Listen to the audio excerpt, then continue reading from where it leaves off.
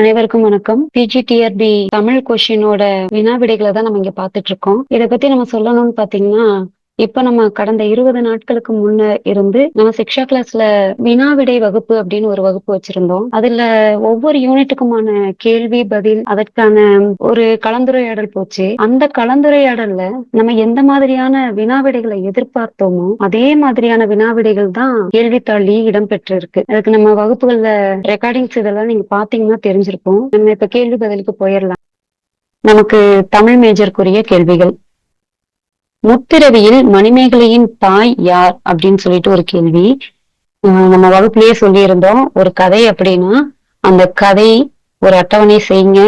அந்த கதாபாத்திரம் வந்து எந்த வகையான முத்திரவியில இருந்திருக்காங்க, முத்திரவியில அவங்க பேரு, அவங்க குடும்பத்தினர் பெயரு, அப்புறம் அந்த கிளை கதைகள், இதையெல்லாம் நீங்க பாருங்கன்னு நான் திருப்பி திருப்பி சொல்லியிருந்தேன். அந்த வகையில பாத்தீங்கன்னா நம்ம வகுப்பு அட்டன் பண்ணவங்களுக்கு தெரிஞ்சிருக்கும், பார்த்திருப்பீங்க. இதுக்கு ஆன்சர் பார்த்துட்டீங்கன்னா அமுதபதி தான் மணிமேகலையின் தாயாக முத்திரையில இருந்திருப்பாங்க. பலப்பட்டடை என்பதன் பொருள், பலப்பட்டடை சொக்கநாத புலவர் சொல்லுவாங்கல்ல, அதுல வந்து பலப்பட்டடை அப்படின்ற ஒரு அடைமொழி. இதோட பெயர் அர்த்தம் என்னன்னு பாத்துட்டீங்கன்னா பண்டமுள்ள அறை. இதுதான் வந்து பலப்பட்டடை அப்படின்றதோட பொருள். இது 33வது கேள்வி பாருங்க. ஞான கலைவாழ் நகர் என சிறப்பிக்க பெறுவது. ஞான கலைவாழ் நகர் அப்படின்னு சொல்லி எந்த நகரத்தை சொல்லுவாங்கன்னா மாவிந்த நகரத்தை தான் ஞான கலைவாழ் நகர் அப்படின்னு சொல்லுவாங்க.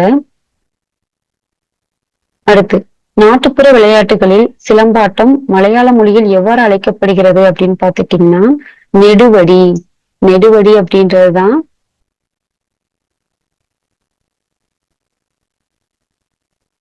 சிலம்பாட்டத்தை மலையாளத்துல நெடுவடி அப்படின்னு சொல்லுவாங்க. அடுத்த கேள்வி பாருங்க. 1954ஆம் ஆண்டு தமிழ் மொழிக்காக சாகித்ய அகாதமியின் பரிசு பெற்ற ஒரு நூல் அப்படின்னா நம்ம எல்லாருக்கும் நல்லா தெரிந்த ஒரு நூல் தான் தமிழ் இன்பம். அதாவது குழம்ப வேண்டாம், 1954 தான் சாகித்ய அகாதமி விருது கொடுக்க ஆரம்பிச்சிருப்பாங்க. அந்த வருடமே கொடுத்திருக்க மாட்டாங்க, அதுக்கு அடுத்த வருடத்துல தான் கொடுத்திருப்பாங்க. அந்த வகையில பாத்தீங்கன்னா முதல்ல சாகித்ய அகாதமி விருது பெற்ற ஒரு நூல்னா தமிழ் இன்பம், அந்த நூல் தான். அடுத்த கேள்வி. நாள் வேதத்திற்கும் உரிய ஆரங்கம் போன்ற நூல்களை பாடியவர் என்று பாராட்டப்படுபவர் யார் அப்படின்னு சொல்லிட்டு ஒரு கேள்வி இடம்பெற்றிருக்கு. இதுக்கு ஆன்சர் பாத்துட்டீங்கன்னா திருமங்கையாழ்வார் தான் இதுக்குரிய ஆன்சர். இவரை தான் வந்து நாள் வேதத்திற்கும் உரிய ஆரங்கம் போன்ற நூல்களை பாடியவர்னு சொல்லி பாராட்டியிருப்பாங்க. அடுத்த கேள்வி. ராகுலன். இந்த ராகுலன் அப்படின்ற கதாபாத்திரத்தை பத்தி தான் இங்க கேள்வி அமைஞ்சிருக்கு. இதுல எது சரி அப்படின்னு பாத்துட்டோம்னா உதயகுமாரனின் முத்திரவியின் பெயர் தான் ராகுலன். இது வந்து சரி. அடுத்து, இந்த ராகுலன் அப்படின்றவங்க யாரு? அடுத்து நீலபதியின் மகனா இருந்திருப்பாரு. அதே தொடர்ந்து பாத்தீங்கன்னா லக்குமியின் கணவரா இருந்திருப்பாரு. மத்த இந்த ஒரு கூற்று ஆபுத்திரனை எடுத்து வளர்த்தவர் அப்படின்ற ஒரு வரி இருக்கு பாத்தீங்களா, இது தவறு. இப்ப ஆன்சர் பாத்துட்டீங்கன்னா ஆப்ஷன் சி தான் ஆன்சர். அதாவது 1, 2, 3 சரி. இதுதான் ராகுலன் பற்றிய கூற்றுகள்ல சரியானது. அடுத்த கேள்வி பார்ப்போம். திருவள்ளுவ மாலையை திறனாய்வு நூல் அப்படின்னு சொன்னவர் யார் அப்படின்னு சொல்றதுதான் கேள்வி. திருவள்ளுவ மாலையை திறனாய்வு நூல் என்று கூறியவர் யாருன்னா வையாபுரி பிள்ளை. இவர் தான் வந்து திறனாய்வு நூல்னு சொல்லி திருவள்ளுவ மாலையை சொல்லியிருப்பாரு. அடுத்தது பாருங்க. மனச்சான்று கிம்பளம் காதல் எங்கே.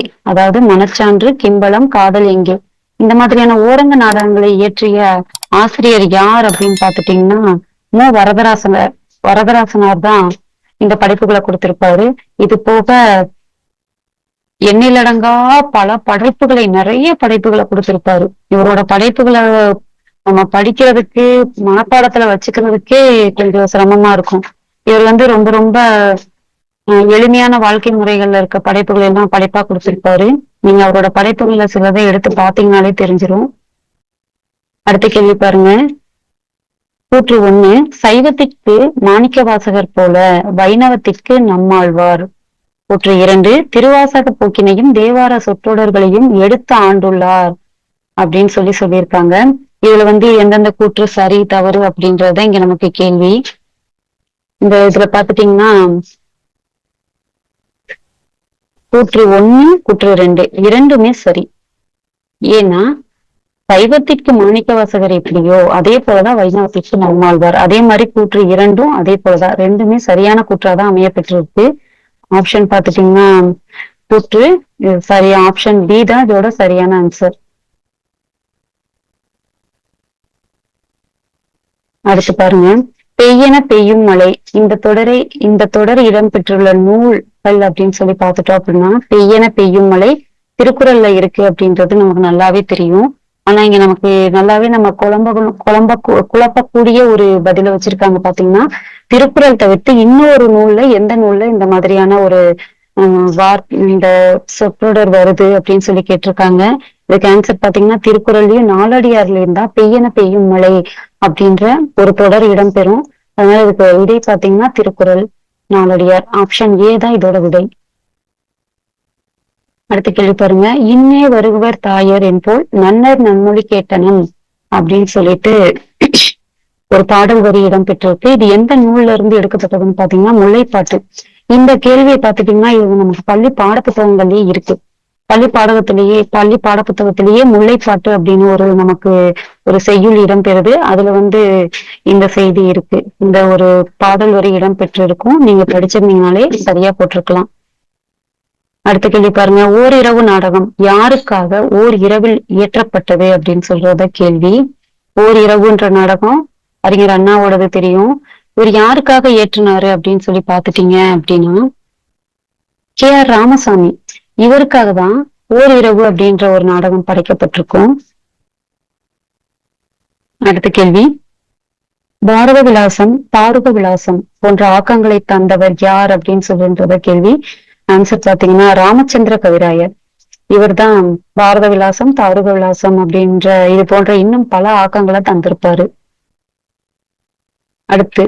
அடுத்த கேள்வி, பேராசிரியர் ஆசா ஞான சம்பந்தம் அவர்கள் பெரிய புராணத்தை பதிப்பித்த ஆண்டு என்ன அப்படின்ற கேள்வி பார்க்க போனோம்னா ஆன்சர் பாத்தீங்கன்னா ஆப்ஷன் டி 1993ஆம் ஆண்டுதான் ஆசா ஞான சம்பந்தன் பெரிய புராணத்தை பதிப்பிச்சிருப்பாரு.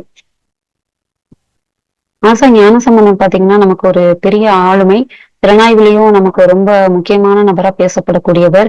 நமக்கு நம்ம வகுப்புல அதிகமா இவரை பத்தின கலந்துரையாடல் எல்லாம் செஞ்சிருக்கோம். அடுத்து பாருங்க, தமிழ் விடுத்தூடு எத்தனை கன்னிகளை உடையது அப்படின்னு பாத்துட்டோம்னா நமக்கு எல்லாத்துக்கும் தெரியும் 268 கன்னிகள். அடுத்த கேள்வி பாருங்க, திருவருட்பாவினை பதிப்பித்தவர் யார்? அதாவது இங்க சொல் மாறி இருக்கு. திருவருட்பாவினை முதலில் பதிப்பித்தவர் யார் அப்படின்னு சொல்லி பாத்தீங்கன்னா தொழுவூர் வேலாயுத முதலியார். நம்ம வகுப்புலயே சொன்னோம், ஒரு படைப்பு ஒரு நூல் அப்படின்னு எடுத்துக்கிட்டோம் அப்படின்னா அந்த நூலை பதிப்பு வரலாறு, பதிப்பு அப்படின்றதே நமக்கு சிலபஸ்ல இருக்கிறதுனால பதிப்பு அதை எடுத்துக்கோங்க. அந்த பதிப்பு எந்தெந்த காலகட்டத்துல யார் யாரால் முதலில் எழுதப்பட்டது, அந்த முதல் அப்படின்ற ஒரு கேள்வி நமக்கு ரொம்ப ரொம்ப முக்கியம் சொல்லிட்டே இருந்தோம். அதை நீங்க பாத்துருந்தீங்கன்னா இந்த கேள்விக்கு எளிமையா பதில் அளிச்சிருப்பீங்க. அடுத்தது பாருங்க, திருஆவினன்குடி என்று அழைக்கப்படும் ஊர் பழனி. திருஆவினன்குடி என்று அழைக்கப்படும் ஊர் பழனியில தான் இருக்கு. அடுத்து பாருங்க, பாலி மொழி எந்த நூற்றாண்டில் வரி வடிவம் பெற்றது? இந்த கேள்வி எல்லாம் நமக்கு வகுப்புல நம்ம வினாவிடை வகுப்புகள்ல நம்ம பார்த்த கேள்விதான். பாலி மொழி எந்த நூற்றாண்டில் வரி வடிவம் பெற்றது அப்படின்னு பாத்துட்டீங்கன்னா கிமு 1ஆம் நூற்றாண்டுலதான் பாலி மொழி வரி வடிவம் பெற்றது. அடுத்த கேள்வி, கூற்று 18-19ஆம் நூற்றாண்டு வரை தனிப்பாடல்கள் மிகுதியாக தோன்றின அப்படின்னு சொல்லிட்டு முதல் கூற்று இடம்பெறுது. அடுத்த கூற்று பாத்தீங்கன்னா 18-19ஆம் நூற்றாண்டிற்கும் தனிப்பாடல் வகைமைக்கும் தொடர்பு இல்லை அப்படின்னு சொல்லியிருக்காங்க. இதுல பாத்துட்டீங்கன்னா கூற்று 1 சரி, 2 தவறு.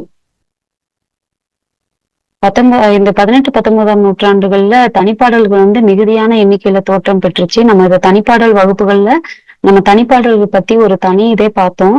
அத நீங்க நல்லா கவனிச்சிருந்தீங்கன்னா புரிஞ்சிருக்கும். இதுக்கு ஆன்ஸரும் நீங்க சரியா எடுத்து குடுத்திருப்பீங்க.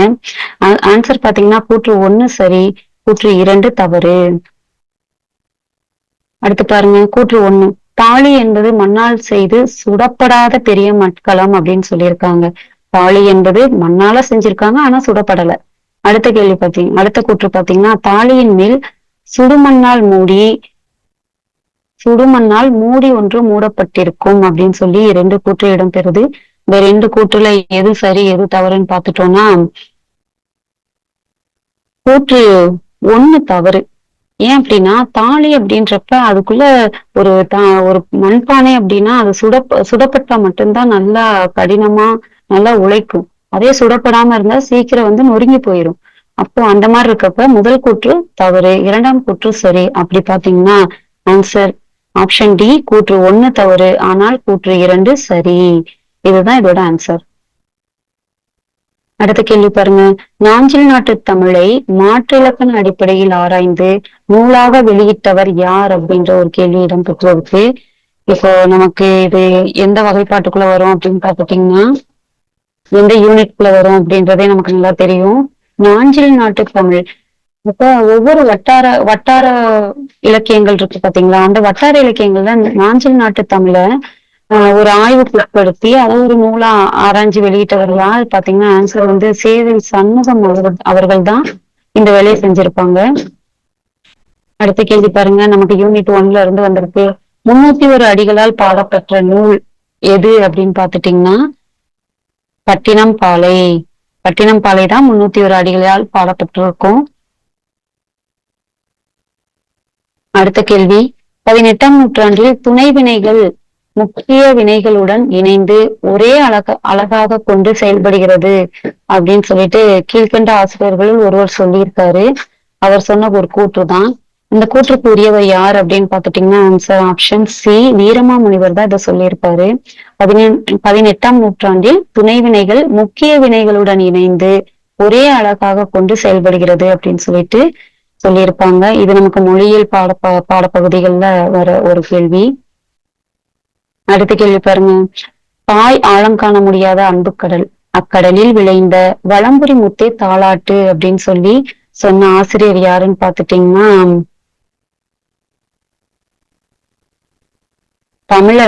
தமிழண்ணல் தான் இந்த செய்தியை சொல்லியிருப்பாரு. இந்த இடத்துல இது மாற்றி அமைக்கப்பட்டிருக்கு.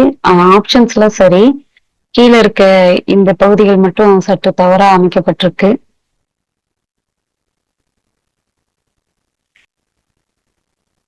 ஆக்சுவலா இந்த ஆப்ஷன் ஏபிசிடி அப்படின்ற பகுதி வந்து இங்க வர வேண்டியது. சரி, நம்ம அதை ஒரு பகுதி பார்த்திடலாம். பெருந்திணை அப்படின்றது என்ன? பெருந்திணைக்குரிய இலக்கணங்கள் என்னென்ன, வரையறைகள் என்னென்ன அப்படின்றத இங்க கொடுத்திருக்காங்க. இதுல எது எது சரி அப்படின்றதான் நம்ம பார்க்க போறோம். சரிங்களா? சரி வாங்க. அன்பின் ஐந்திணைக்கு மாறாக அமைவது பெருந்திணை அப்படின்னு சொல்றாங்க. அது சரியான்னு பாத்தீங்கன்னா நமக்கு தெரியும். சரி, அன்பின் ஐந்திணைக்கு மாறாக அமைவதுதான் பெருந்திணை.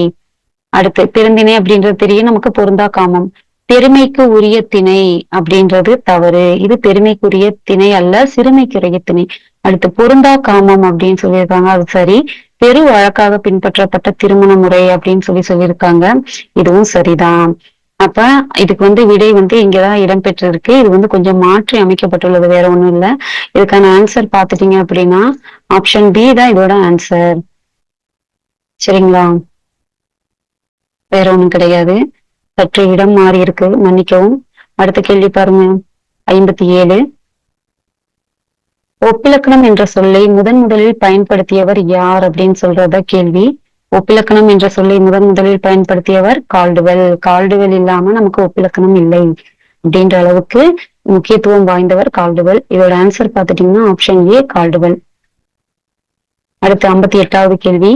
இன்றைய திறனாய்வாளர்களால் அலசல் முறை திறனாய்வு என்று அழைக்கப்பட்ட திறனாய்வு, அதாவது ஏற்கனவே இருந்த ஒரு திறனாய்வு முறை, இன்றைய திறனாய்வு ஆய்வாளர்கள் வந்து என்னன்னு சொல்லியிருக்காங்கன்னு பாத்தீங்கன்னா அலசல் முறை திறனாய்வுன்னு சொல்லி இதுக்கு பேர் வச்சிருந்திருப்பாங்க.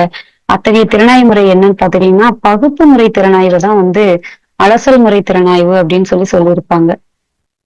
அடுத்து பாருங்க, திறனாய்வு வரலாற்றின் பயன். அதாவது திறனாய்வு எதுக்கு? அதோட பயன் எதற்கு? அப்படின்றதுதான் இந்த கேள்வி. இதுக்கு நம்ம திறனாய்வு பகுதியிலேயே நிறைய கேள்விகள் பார்த்திருக்கோம்.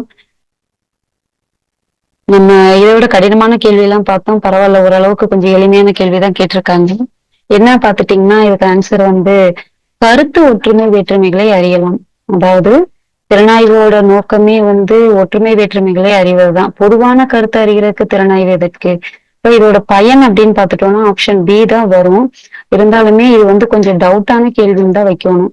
ஏன் அப்படின்னா நம்ம இப்படிதான் எடுக்கிறோம். ஆனா நமக்கு கவர்மெண்ட் கீ வந்தோடனே இதுக்கான சரியான ஆன்சர் தெரிஞ்சிடும். ஆனா நமக்கு உத்தேசமான ஒரு விடை அப்படின்னா கருத்து ஒற்றுமை வேற்றுமைகளை அறியலாம். இந்த இந்த ஒரு சென்டென்ஸ் தான் இந்த திறனாய்வின் பயனுக்கு ஒற்றி வருது அப்படின்னு சொல்லலாம். மற்றபடி கவர்மெண்ட் கீ வெளியிடட்டும், அதில் நம்ம பார்த்துக்கலாம். அடுத்தது பாருங்க, பரிபாடலில் பாடப்பட்டுள்ள கடவுள். பரிபாடல்ல என்னென்ன கடவுளர்கள் பாடப்பட்டிருக்காங்க அப்படின்னு பாத்தீங்கன்னா முருகன், திருமால், சிவன், பிரம்மன் அதெல்லாம் ஆப்ஷன்ல கொடுத்திருக்காங்க. ஆனா நமக்கான விடை அப்படின்றது பாத்தீங்கன்னா முருகனும் திருமாலும் இவங்கதான் பரிபாடல்ல நமக்கு கடவுளர்களா வருவாங்க. அப்ப ஆப்ஷன் ஏ 1, 2 தான் சரி. மத்த 2 கடவுளர்களும் வரமாட்டாங்க. முருகனும் திருமாலும் தான் பரிபாடலில் முக்கியமான கடவுளர்களா இடம்பெற்றிருக்காங்க. அடுத்த கேள்வி பாருங்க, ஊரோடு தோற்றம் உரித்தன மொழிப. இதை நம்ம அடிக்கடி இலக்கணத்துல பார்த்தோம். என்னன்னு பாத்தீங்கன்னா உலா நூல் தான் இதற்குரிய ஒரு சிற்றிலக்கிய நூல். பொருள் நசை வேட்கையோன் முறை செயல் அப்படின்னு சொல்லிட்டு ஒரு கேள்வி. இதுல பாத்துட்டீங்கன்னா இந்த சொல்லாடல் எந்த ஒரு வார்த்தையை மையமா வச்சு இந்த தொடர் அமைக்கப்பட்டிருக்கு அப்படின்னு பாத்தீங்கன்னா மெய் அப்படின்றது இதுக்கு பொருந்தி வராது. பொய் அப்படின்றதுதான் இதுக்கு பொருந்தி வரும். பொருள் நசை வேட்கையோன் முறை செயல். அதாவது பொருளை மட்டுமே ஒரு வேண்டி ஒருத்தர் செய்யற செயல் எப்படி உண்மையா இருக்கும், அது பொய்யான உண்மை அப்படின்ற ஒரு சொல்லாடல்ல இந்த நுட்பாவரிகள் வரும். அடுத்து பாருங்க, ஈன்றாலை ஓம்பாவிடல் அப்படின்றது இதுக்கு ஆன்சர் பாத்தீங்கன்னா இன்னாதது. ஈன்றாலை ஓம்பாவிடல் இன்னாதது. அடுத்து பொறுத்துக, பட்டியல் 1 பட்டியல் 2ஓட பொறுத்து சொல்லியிருக்காங்க. இதுக்கு நம்ம ஆன்சர் பார்த்துடலாம்.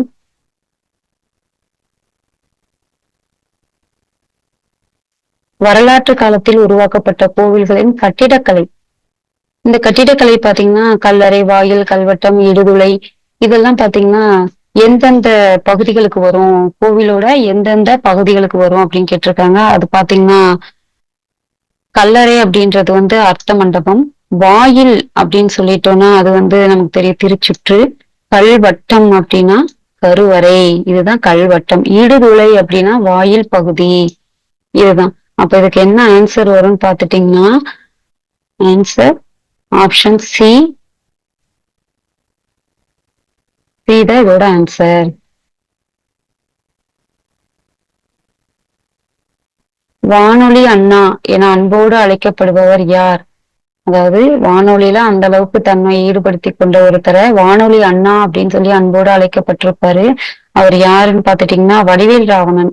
இவர் தான் வானொலி அண்ணா அப்படின்னு சொல்லி அழைக்கப்பட்டிருக்கக்கூடியவர். அடுத்த கேள்வி பாத்துட்டீங்கன்னா இதுவும் ஒரு பொறுத்துக கேள்வி. சாலை இளந்திரையன்.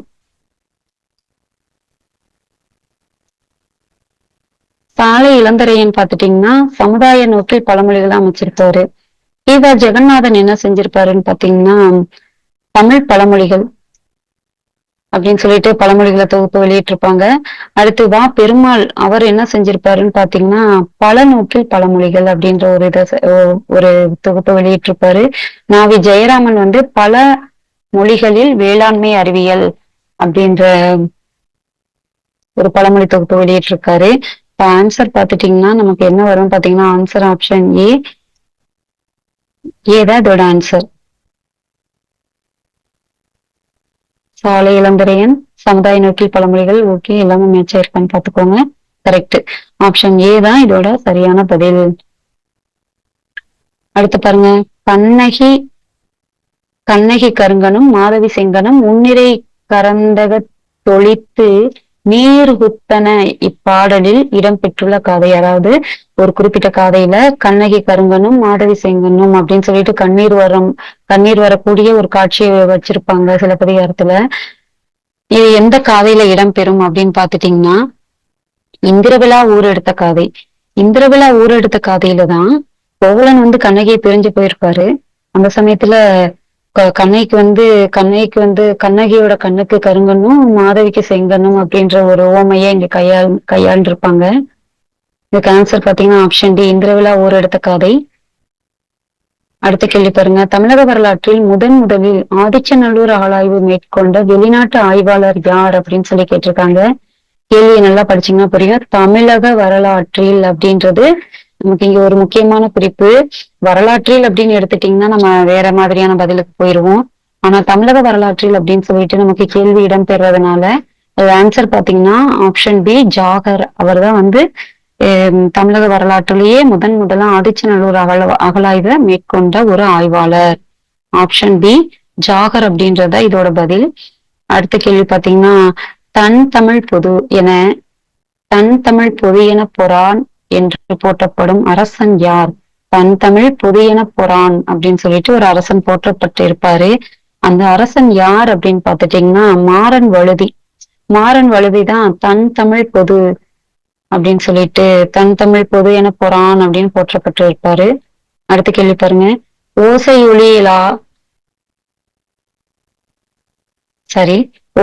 ஒளியலா அப்படின்ற இந்த பாடல் அடி எந்த தளத்திற்குரியது அப்படின்னு பாத்துட்டீங்கன்னா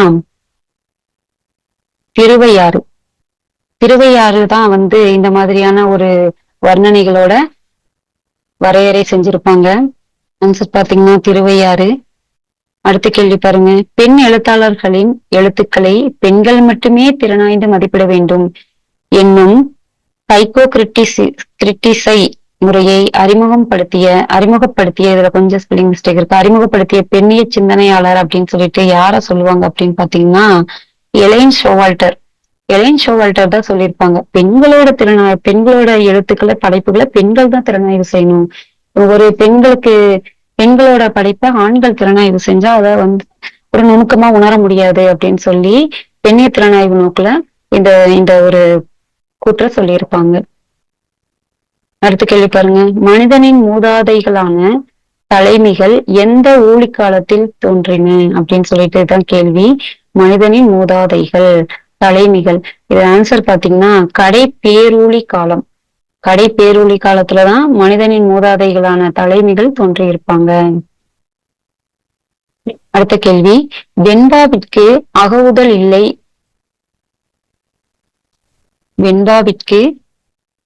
அகவுதல் இல்லாத ஓசை என்று குறிப்பிடும் நூல் எது அப்படின்னு பாத்தீங்கன்னா தொல்காப்பியத்துலதான் வெண்பாவுக்கு அகவுதல் இல்லை அப்படின்னு சொல்லியிருப்பாங்க. அடுத்தது பாருங்க. சாகித்ய அகாதமியின் தமிழ் சிறுகதை நூலுக்கு முதலில் பரிசு பெற்றவர். தமிழ் சிறுகதை நூல்கள்லயே முதல் சிறுகதையா ஒரு நூல் சாகித்ய அகாதமி பரிசு பெற்றிருக்கோம். அது யாரோடதுன்னு பாத்தீங்கன்னா நமக்கு நல்லாவே தெரியும். இப்போ அழகிரிசாமி அவரோட நூல் தான் முதல்ல சிறுகதைகளுக்கான சாகித்ய அகாதமி பரிசு பெற்றிருக்கோம். அடுத்த கேள்வி பாருங்க. இலக்கண பகுதிகள்ல இருந்து நமக்கு ஒரு கேள்வி வந்திருக்கு. யாப்படி பலவினும் கோப்புடை மொழிகளை ஏற்புலி இசைப்பது எவ்வகை பொருள்கோள் அப்படின்றத கேள்வி.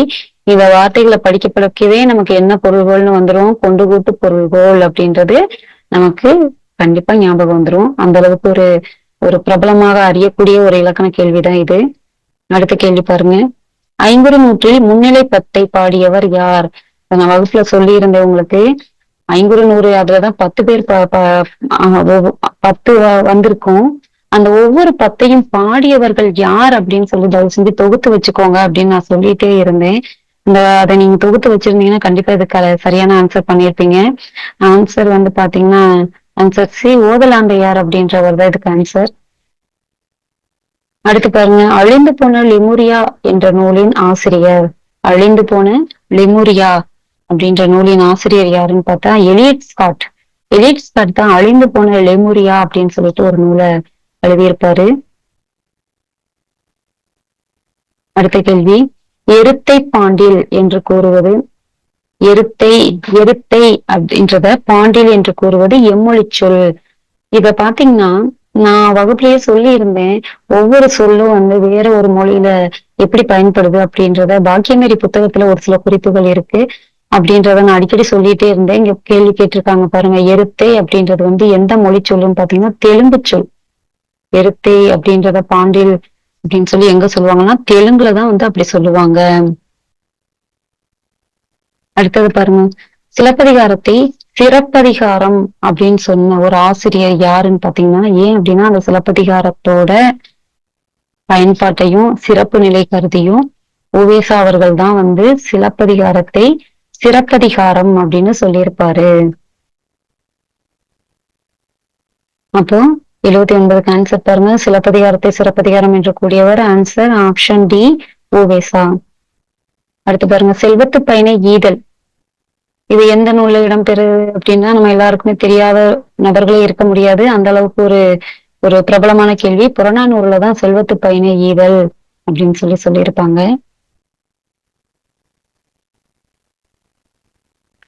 அடுத்த கேள்வி. எட்டு தொகையில் 5 புலவர்களால் மட்டுமே பாடப்பட்ட நூல் அப்படின்றது கேள்வி.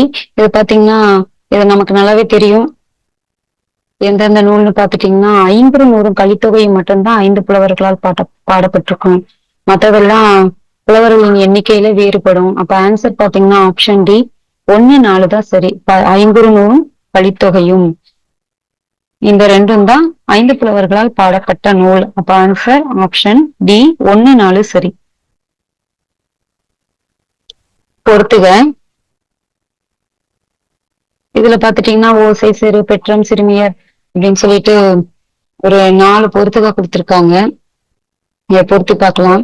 இதுல ஓசை அப்படின்றது வந்து எதுக்கு வரும்னு பாத்துட்டீங்கன்னா ஓசை அப்படின்றது வயல். சிறு சிறு சரி ஓசை அப்படின்னா ஓசை அப்படின்றது பொறியல். ஓசைனா பொறியல் வரும். சிறுனாதான் வயல். பெற்றம் அப்படின்னா பசு.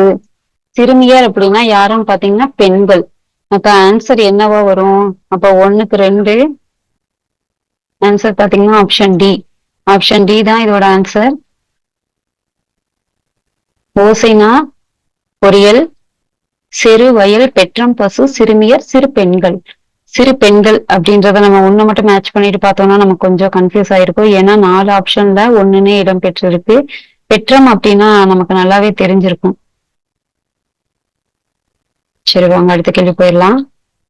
பெரும்பான்மைப்படையில் முல்லை நில மக்கள் பண்டமாற்று முறையில் தயிரையும் மோரையும் குறிஞ்சி நில மக்களிடம் கொடுத்து எதை வாங்கி கொண்டனர் அப்படின்னு பார்த்தோம்னா இது வந்து இன்னும் கொஞ்சம் நமக்கு சரியாவே பார்க்க வேண்டியது இருக்கு. இது கொஞ்சம் டவுட் தான். ஆனா நமக்கு படித்தவரை எனக்கு நான் உங்களுக்கு வகுப்பெடுத்து அதற்காக ஆயத்தங்களில் ஈடுபட்டவரை எனக்கு தெரிந்த பதில் அப்படின்னு பாத்தீங்கன்னா தேன்.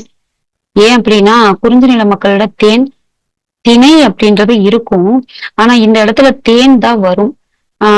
மற்றபடி இதை வந்து ஒரு சந்தேகத்திற்குரிய பதிலாதான் இதை நான் இங்க பதிவு செய்யறேன்.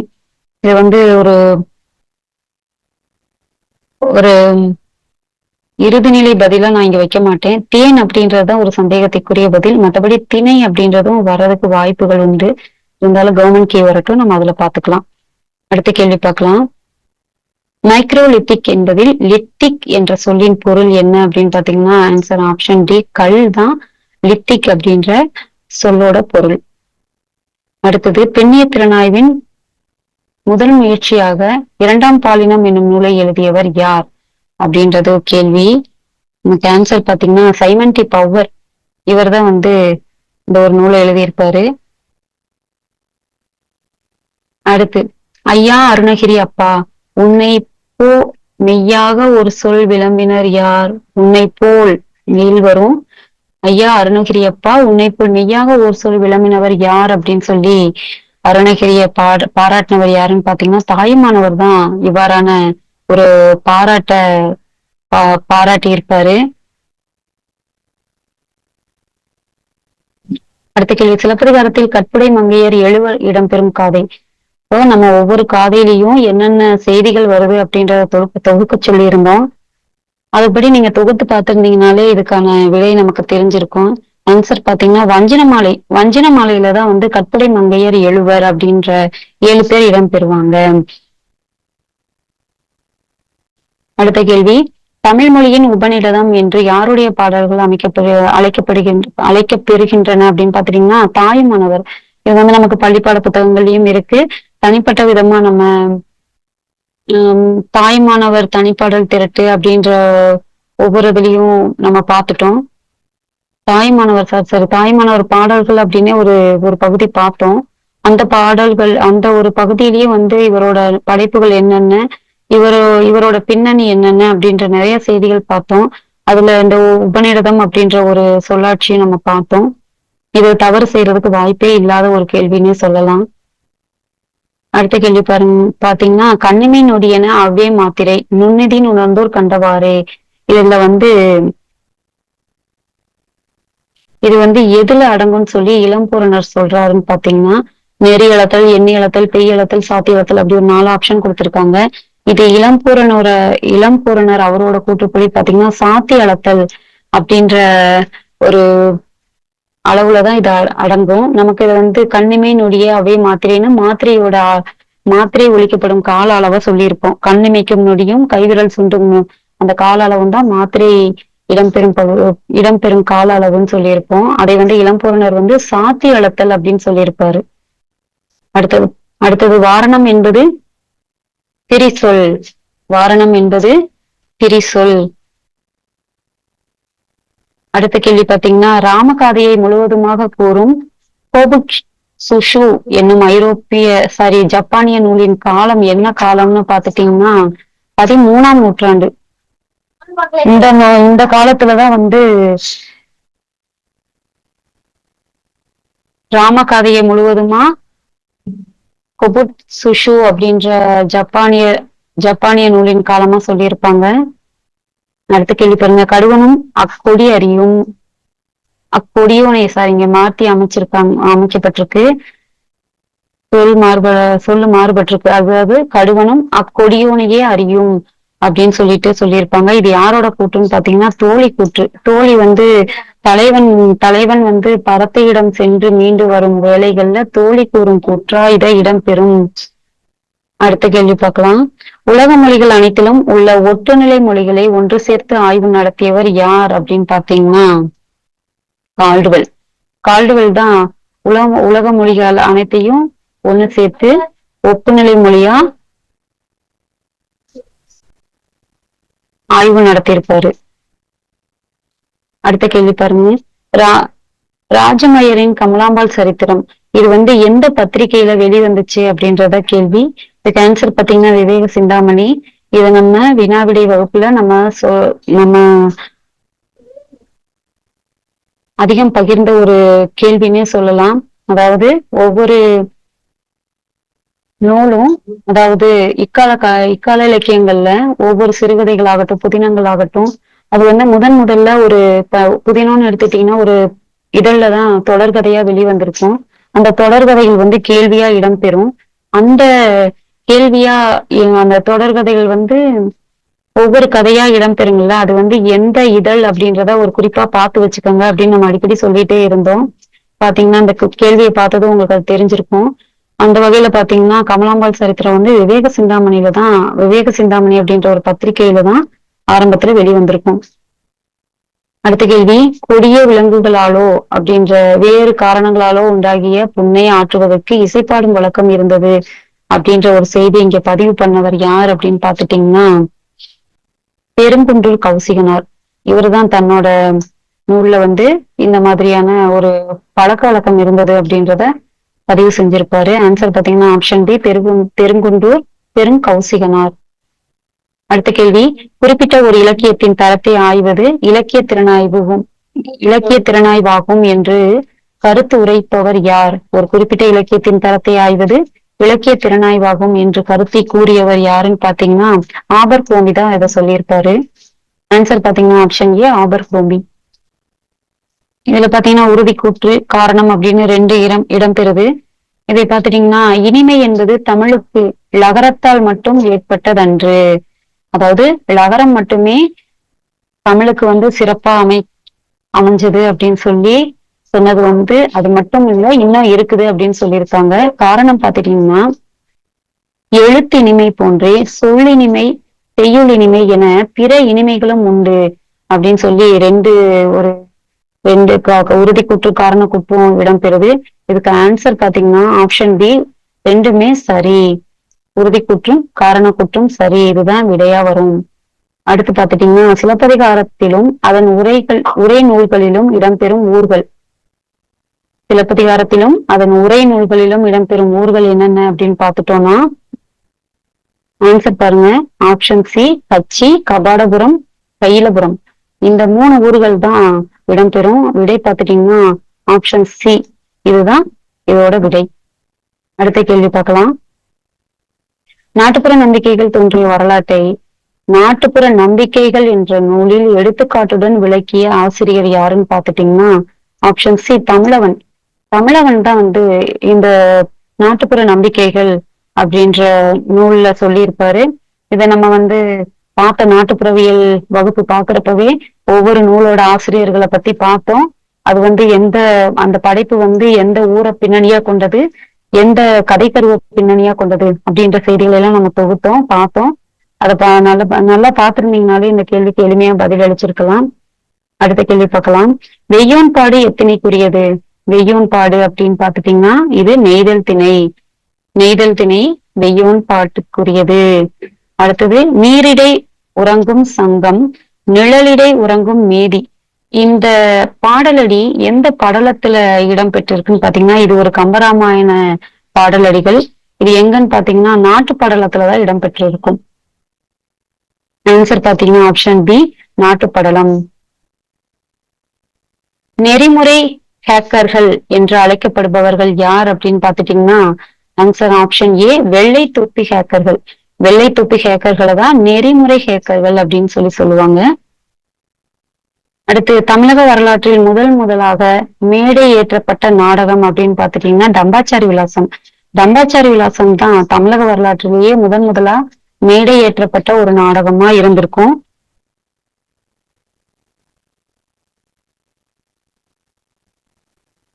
அடுத்த கேள்வி பாத்தீங்கன்னா மத்தியதர வர்க்கத்தினரது வாழ்க்கையின் அடியாக தோன்றும் உணர்ச்சி கட்டங்களை சித்தரிக்கும் சிறுகதை எது அப்படின்றதுதான் கேள்வி.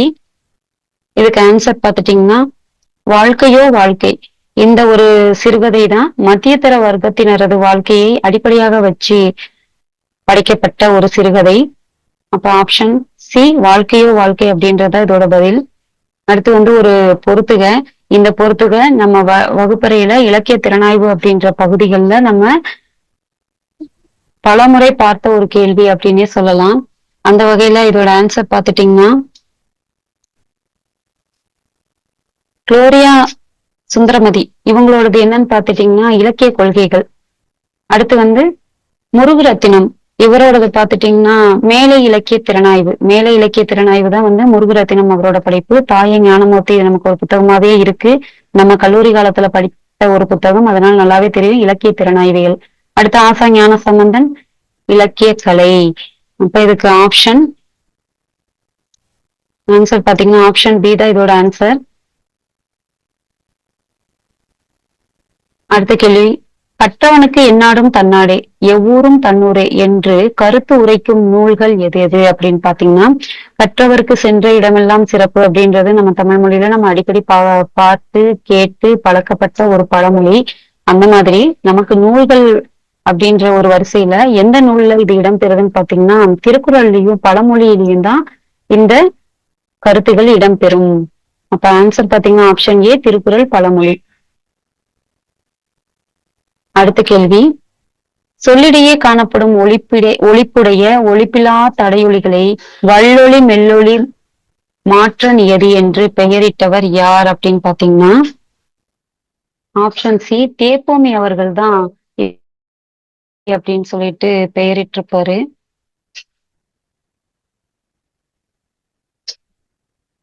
அடுத்த கேள்வி, அமைப்பியல் திறனாய்வின் இரு பெரும் சிந்தனையாளர்கள் யார் அப்படின்னு பார்க்கலாம். அமைப்பியல் திறனாய்வின் இரு பெரும் சிந்தனையாளர்கள் அப்படின்னு பாத்தீங்கன்னா ஆன்சர் பாத்தீங்கன்னா பெர்ட்ரினன் சகூர், கிளாட் லெவிஸ் ட்ராஸ். இவங்க தான் வந்து அமைப்பியல் திறனாய்வின் ஒரு ஒரு முக்கியமான இரு சிந்தனையாளர்கள் அப்படின்னு சொல்லலாம். ஆன்சர் பாத்தீங்கன்னா ஆப்ஷன் சி தான் அதோட ஆன்சர். அடுத்த கேள்வி, திவிட்டன் விசயன் இவங்க 2 பேர்த்தோட சிறப்பினை கூறும் நூல் சூளாமணி. சூளாமணியில தான் திவிட்டன் விசயன் இவங்களோட சிறப்புகளை சொல்லுவாங்க. அடுத்து, தமிழில் திறனாய்வு என்ற சொல்லை முதன் முதலில் புழக்கத்தில் விட்டவர். இந்த கேள்வி இதே அமைப்புல நம்ம வினாவிடை வகுப்புல நம்ம பார்த்திருக்கோம். நம்ம வகுப்பு அட்டன் பண்ண மாணவர்களுக்கு தெரியும். தமிழில் திறனாய்வு என்ற சொல்லை முதன் முதலில் புழக்கத்தை விட்டவர் ஆசா ஞான சம்பந்தம். இவர் தான் வந்து திறனாய்வு அப்படின்ற சொல்ல புழக்கத்துல விட்டவரு. ஆன்சர் ஆப்ஷன் சி ஆசா ஞான சம்பந்தம்.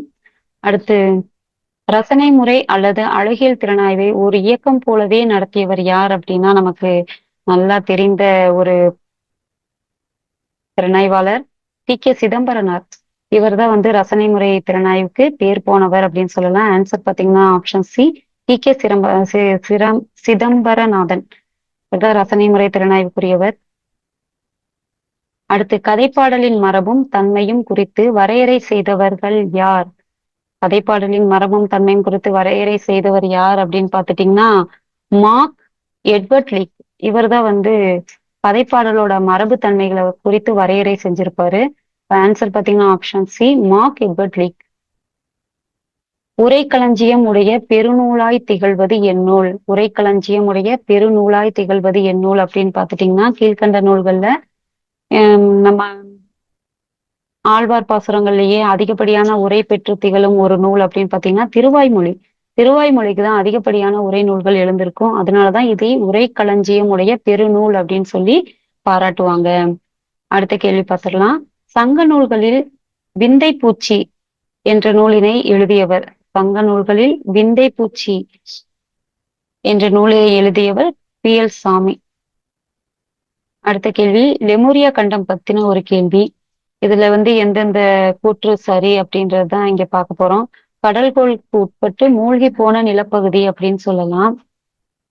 அடுத்தது பாத்தீங்கன்னா சர் வால்டர் ராலே, பேராசிரியர் Haeckel, sir John Evans, Scott Elliot, sir J W Holdens இந்நிலப்பகுதிகளை பற்றி ஆய்வு மேற்கொண்டார்கள் அப்படின்னு சொல்லிட்டு மற்றொரு கூற்று. அடுத்து, மக்களினம் தோன்றியது, அதாவது இங்க மாற்றி அமைக்கப்பட்டுள்ளது, முதலில் மக்களினம் தோன்றியது இந்த லெமுரியா கண்டத்தில் தான் அப்படின்றது நமக்கு தெரியும். அடுத்தது பாத்தீங்கன்னா லெமுரியா கொள்கையை உருவாக்கினார்கள். இவங்கெல்லாம் சேர்ந்துதான் வந்து என்ன பண்ணாங்கன்னா லெமுரியா அப்படின்ற ஒரு கொள்கையை உருவாக்குனாங்க அப்படின்னு சொல்லி ஒரு 4 கூற்றுகள் இடம்பெறுது. இது ஆன்சர் பாத்துட்டீங்கன்னா ஆப்ஷன் டி அனைத்தும் சரி. அனைத்துமே சரியான கூற்றுகள் தான். அடுத்த கேள்வி, கருமறையான் என்பது எதை குறிக்கும்? இத நம்ம வகுப்புல பார்த்த கேள்விதான். கருமறையான் என்பது மாட்டின் வகைகள். இது வந்து பள்ளி பாட புத்தகங்களையும் நமக்கு இருக்குது. கருமறையான் என்பது எதை குறிக்கும்னா மாட்டின் வகையை தான் வந்து கருமறையான் குறிப்பாங்க. இதுக்கு ஆன்சர் ஆப்ஷன் பி மாட்டின் வகை. அடுத்து, டி ஜானகிராமன் இவங்களோடது எந்த நாவல் திரைப்படமா வெளிவந்திருக்கும் அப்படின்னு பாத்தீங்கன்னா மோகமுள். ஆப்ஷன் சி தான் அதோட ஆன்சர். மோகமுள் அப்படின்ற ஒரு நாவல் தான் திரைப்படமா வெளிவந்திருக்கும். நம்ம இதை வகுப்புல சொல்லி இருந்தோம். என்னன்னா ஒவ்வொரு படைப்பாளர்களோட படைப்புகள் எந்தெந்த படைப்புகள் திரைப்படமா வெளியிடப்பட்டது அதோட காலம் பாத்துக்கோங்க அப்படின்னு சொல்லி நான் சொல்லி இருந்தேன். இந்த கேள்வியை பார்த்ததும் எனக்கு நம்ம வகுப்பு ஞாபகம் தான் வந்தது. அடுத்த கேள்வி, திருவாசக வியாக்கியானம் என்னும் திருவாசக அனுபூதி உரை யாரால் எழுதப்பட்டது அப்படின்ற ஒரு கேள்வி. இதுக்கு ஆன்சர் பாத்தீங்கன்னா சீர்காழி தாண்டவராயர். ஆப்ஷன் சி தான் அதோட ஆன்சர், சீர்காழி தாண்டவராயர். அடுத்து பாத்தீங்கன்னா கூற்று 1, கூற்று 2 இந்த மாதிரி 2 கூற்றுகள் இடம்பெறுது. அதை பார்த்திடலாம். சிற்றிலக்கியங்களின் இலக்கணத்தை பன்னிரு பாட்டியல், வச்சனந்தி மாலை ஆகிய நூல்கள் கூறுகின்றன. அதாவது சிற்றிலக்கியங்களுக்கான இலக்கணத்தை இந்த 2 நூல்களும் கூறியிருக்காங்கன்னு சொல்லியிருக்காங்க. அடுத்தது பாத்தீங்கன்னா சிற்றிலக்கியங்களின் இலக்கணத்தை நாட்டார் இலக்கியங்களும் காப்பிய இலக்கியங்களும் கூறுகின்றன அப்படின்னு சொல்லியிருக்காங்க. இது நம்ம பார்த்த உடனே தெரியும் இது சரி. இது அதாவது முதல் கூற்று சரி, 2ஆம் கூற்று தவறு. அப்ப ஆப்ஷன் ஏ தான் இதோட ஆன்சர். அடுத்து பாத்தீங்கன்னா நற்றிணையின் கடவுள் வாழ்த்தை பாடியவர் யார் அப்படின்னா பாரதம் பாடிய பெருந்தேவனார். பாரதம் பாடிய பெருந்தேவனார் தான் நற்றிணைக்கு கடவுள் வாழ்த்து பாடியிருப்பாரு. அடுத்தது, ஒளியமைப்பு, திரைச்சீலை, ஒளியமைப்பு, திரைச்சீலை அமைப்பு, வசனம், உடை, ஒப்பனை ஆகியவற்றின் தொழில்நுட்ப முறைகளை உருவாக்கிய கம்பெனி எது? அதாவது முதல்ல நாடக சபைகள் தோன்றினாலுமே நமக்கு ஒரு இயல்பான மொழி நடையில தான் இருக்கும். பேசுற மாரி இருக்கும். ஒரு மைக்கு இந்த மாரி பேக்ரவுண்ட் செட்டிங்ஸ் இந்த மாரிலாம் பெரிய அளவுல இடம்பெறாது. ஆனா ஒரு குறிப்பிட்ட கம்பெனி தோன்றின பிறகு, ஒரு நாடக சபை தோன்றின பிறகு தான் இந்த மாதிரியான தொழில்நுட்ப முறைகள்லாம் உருவாக்கப்பட்டுச்சு. அந்த வகையில இதுக்கு ஆன்சர் பார்த்தீங்கன்னா, பாய்ஸ் நாடக கம்பெனி. பாய்ஸ் நாடக கம்பெனியில தான் இந்த தொழில்நுட்ப முறைகள்லாம் உருவாக்கியிருப்பாங்க. அடுத்த கேள்வி, அகத்திணைக்கு பொருந்தாத புறத்திணை. பார்த்ததும் அழகா சொல்லிடலாம். முல்லையும் வெற்றியும். இது தவறா இங்க பொருந்திருக்கு. மத்ததெல்லாம் சரியா இருக்கு. கேள்வி, அகத்திணைக்கு பொருந்தாத புறத்திணை. சரிங்களா?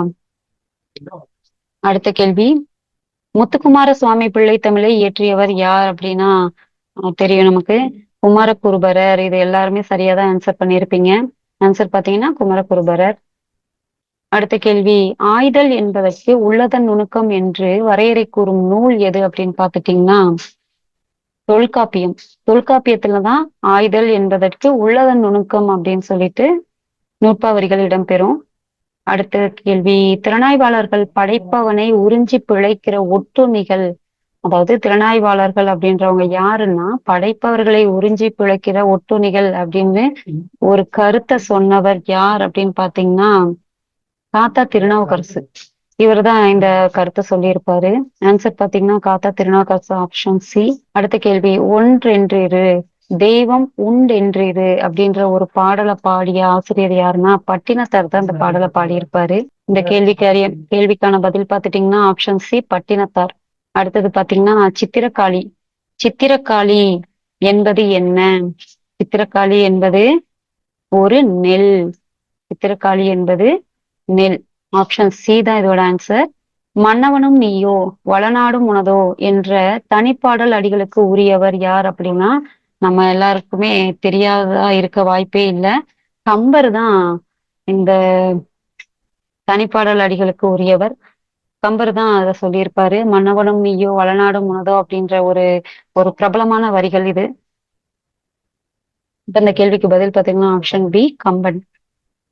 அடுத்து, பண்டிதமணியை பற்றி முடியரசன் இயற்றிய காப்பியம் எது அப்படின்னு பார்த்துட்டீங்கன்னா இதுக்கு ஆன்சர் பார்த்தீங்கன்னா ஊன்றுகோல். ஊன்றுகோல் தான் இதுக்கான பதில். அடுத்த கேள்வி பார்க்கலாம். நாட்டுப்புற தெய்வங்களுக்கு கொண்டாடப்படும் விழாவை திருநெல்வேலி மாவட்டத்தில் எவ்வாறு குறிப்பிடுவர்? திருவிழான்னு சொல்லுவோம். இந்த திருவிழாவையே ஒவ்வொரு ஊர்கள்லயும் ஒவ்வொரு விதமான பெயர்கள் வைத்து அழைப்பார்கள் அப்படின்ற ஒரு செய்தி படிச்சிருப்போம். இதுல இங்க ஆன்சர் பார்த்துட்டீங்கன்னா ஆப்ஷன் சி, கொடை அப்படின்றதுதான் இதோட ஆன்சர். அடுத்த கேள்வி, வரதன் என்கின்ற இயற்பெயர் கொண்டு தனிப்பாடல் பாடிய புலவர். வரதன் அப்படின்னாலே நமக்கு காளமேக புலவர் அப்படின்னு தெரியும். ஆன்சர் ஆப்ஷன் ஏ, காளமேக புலவர். அடுத்து, முன்னை பழம் பொருட்டு முன்னை பழம் பொருளே பின்னை புதுமைக்கு போர்த்தும பெற்றியவளே அப்படின்ற அடிகள் இடம்பெற்றுள்ள நூல் எது அப்படின்னு பாத்தீங்கன்னா ரொம்ப ஃபேமஸான ஒரு பழமொழிதான். முன்னை பழமைக்கும் பழமையாய் அப்படின்ட்டு நமக்கு அடிக்கடி கூட நம்ம சொல்லிப்போம். இதுக்கு என்ன ஆன்சர்னு பாத்தீங்கன்னா திருவெம்பாவை. திருவெம்பாவையில தான் முன்னை பழம் பொருட்கு முன்னை பழம் பொருளே பின்னை புதுமைக்கும் போர்த்துமை பெற்றியவளே அப்படின்ற அடிகள் இடம்பெறும் திருவெம்பாவையில.